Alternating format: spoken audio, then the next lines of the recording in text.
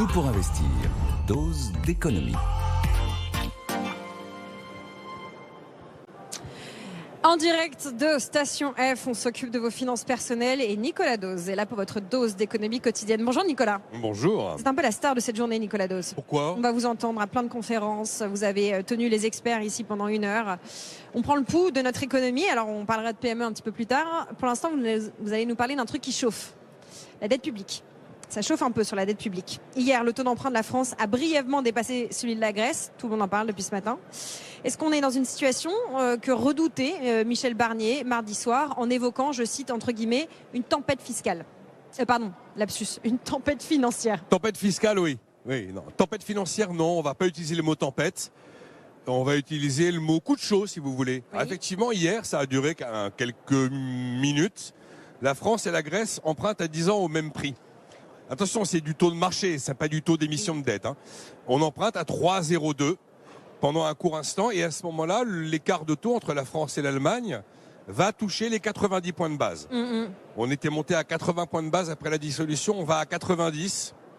C'est un niveau qu'on n'avait jamais vu depuis la crise des dettes souveraines en 2012. Donc c'est un coup de chaud. Mais un bémol tout de même, 3,02, c'est pas insupportable comme taux d'emprunt. Oui. C'est pas du tout insupportable. Certes, l'Allemagne à ce moment-là est à 2,1, on est à 90 points de base d'écart, mais c'est pas insupportable. Quand on entend ces comparaisons comme Maud Bréjon qui nous dit attention, le scénario grec, non. La Grèce 2009-2012, c'est pas ça. C'est l'histoire d'un pays qui a dissimulé la réalité de son déficit, qui a menti sur la moitié de son déficit, qui n'est pas à 5 ou 6, mais qui est à 12.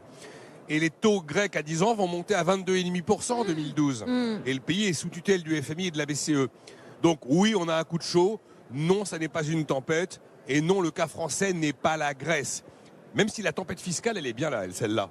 Pour reprendre le lapsus. C'est important. Le cas français, ça n'est pas la Grèce de 2012, vous nous le rappelez. Il faut le dire économiquement, les taux restent supportables. Maintenant, c'est aussi notre rôle de prendre le pouls, de prendre la température. C'est qu'il y a une réelle inquiétude. On va sans doute la sentir ici au moment de cet événement Impact PME à Station F. Il y a une réelle inquiétude également au niveau des marchés sur la situation politique et économique de la France. Les marchés sont inquiets. C'est absolument indéniable. C'est indéniable et la situation est préoccupante. Aujourd'hui, 52% de la dette publique émise par notre pays est achetée par des investisseurs institutionnels à travers le monde.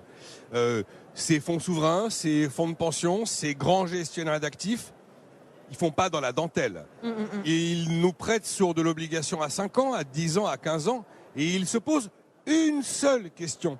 Est-ce que le pays va me rembourser sans problème dans 5 ans, dans 10 ans ou dans 15 ans? Plus ils doutent vis-à-vis de la réponse à cette question, plus la prime de risque qui va être exigée est importante, et plus ils ont peur, plus ils auront tendance à se débarrasser au maximum de nos titres souverains. Aujourd'hui, la France montre exactement tout pour faire fuir les investisseurs du monde entier. D'abord, ça commence par une dissolution délirante qui nous met dans une instabilité politique que l'on n'a jamais vue sous la Ve République. Ensuite, vous avez un débat parlementaire historique où on appuie encore une fois sur tous les mauvais boutons. Hier, on a un Sénat qui est prétendu plus sage, qui est prétendu dominé par la droite, qui nous a voté 3 hausses d'impôts. Ouais. Exit tax, flat tax, élargissement de l'IFI. Bon, 3 mesures fiscales qui disparaîtront très probablement s'il y a un 49.3. Ensuite, qu'est-ce qu'on montre ? On montre le risque d'une censure qui nous mettrait dans une inconnue totale avec potentiellement l'absence de budget. Ensuite, qu'est-ce qu'on montre aujourd'hui à l'Assemblée nationale ? On montre une niche parlementaire qui a pour objectif d'aller à contre-courant de l'histoire en tentant d'obtenir l'abrogation des 2 dernières réformes des retraites. Celle de 2023 qui décale l'âge à 64 ans, la réforme Touraine de 2014 qui prolonge, qui allonge la durée de cotisation à l'horizon 2035. Voilà ce que nous montrons depuis 1 mois au reste du monde qui régulièrement vient acheter nos titres d'obligation. Il est normal qu'à un moment, il y ait des coups de chaud. Et là, nous avons un coup de chaud.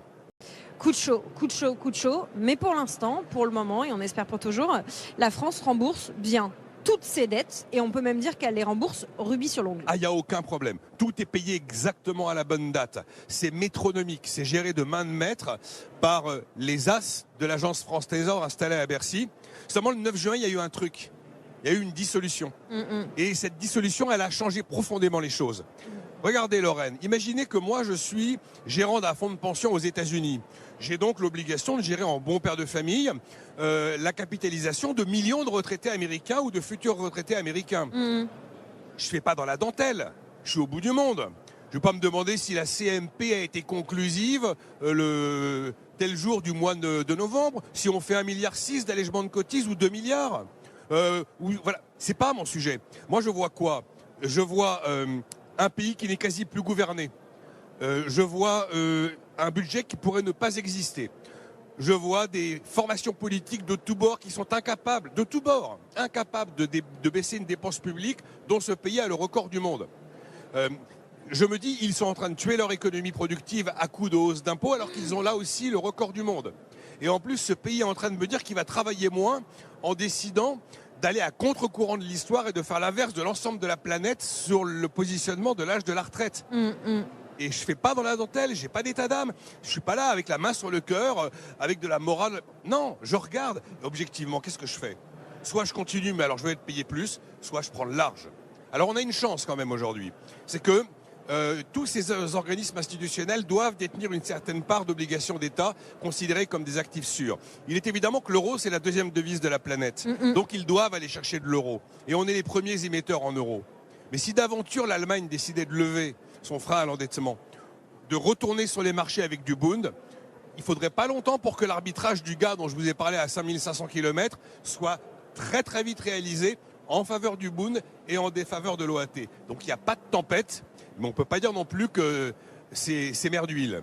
Voilà. Ça n'est pas mer d'huile. Maintenir la confiance entre les investisseurs et la France, c'est une chose. Aujourd'hui, à cette journée Impact PME, on essaye de maintenir la confiance entre les investisseurs et les entreprises, Nicolas, n'est-ce pas? Vous avez un voisin qui est bien placé pour participer à ce maintien de la confiance. C'est Pierre Pellouzet. Bonjour Pierre. Bonjour Lorraine. Pierre, vous êtes le médiateur des entreprises, vous êtes un peu le docteur de nos entreprises.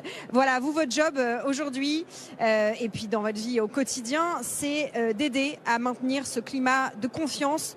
Comment ça va? Racontez-nous. Est-ce que vous pouvez rebondir un petit peu sur ce que vient de nous dire Nicolas Dose? Oui, effectivement, on est dans une situation un peu particulière, mais qui a été la suite d'une série de chocs entre le Covid, la flambée des matières premières, l'inflation, la hausse des taux d'intérêt. Enfin voilà, on a vécu depuis 4 ans une série de chocs incroyables et on est malheureusement encore aujourd'hui dans une période un peu de choc et effectivement d'incertitude, comme l'a décrit Nicolas.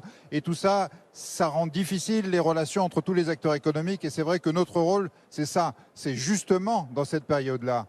Justement, dans cette période-là, je le redis, c'est le moment de recréer de la confiance, de recréer du dialogue, de se parler, de se comprendre, de s'accompagner et surtout pas de jouer le chacun pour soi parce que le chacun pour soi, il est perdant de toute façon.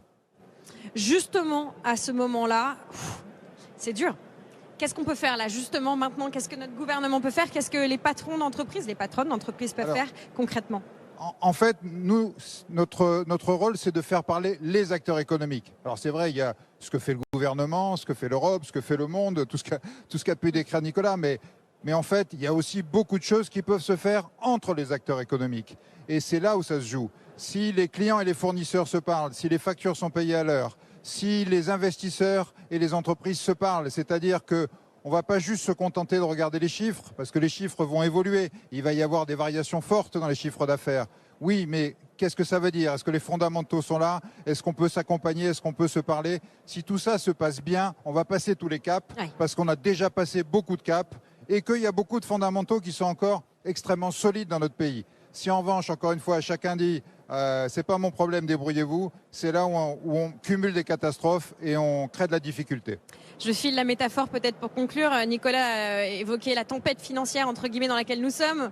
Il n'y a pas de mer d'huile, y a-t-il? Non, je disais qu'il n'y avait pas de tempête financière quand même. Non, mais vous évoquiez ces rumeurs ou ces peurs, ces angoisses d'une tempête financière. Là, vous nous dites qu'il faut maintenir le cap, il faut passer des caps. Bon, on est tous sur le même bateau.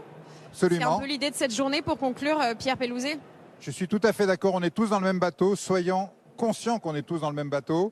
Évidemment, la médiation des entreprises est là pour accompagner tous ces acteurs s'ils ont besoin de se parler et que c'est un peu compliqué. N'hésitez pas à nous saisir, on va vous accompagner en toute confidentialité, mais retenez qu'effectivement, on est tous ensemble dans le même bateau et ce sont les acteurs qui qui font voler, voguer, avancer le bateau. Donc le contexte est ce qu'il est, mais c'est les acteurs qui tiennent la barre. Merci beaucoup Pierre Pellouzet, le médiateur des entreprises que vous pouvez retrouver tout au fil de cette journée Impact PME depuis Station F à l'est, au sud-est de Paris. Merci Nicolas Dauz, à retrouver en podcast et en replay tous les jours, vous le savez, sur notre site et notre application. Sur YouTube aussi, où BFM Business a une chaîne. Vous pouvez participer à la réflexion, à la discussion économique en commentaire. Toute l'équipe de BFM Business est mobilisée aujourd'hui justement pour participer au maintien de cette confiance entre investisseurs, entreprises et puis aussi plus globalement dans notre pays.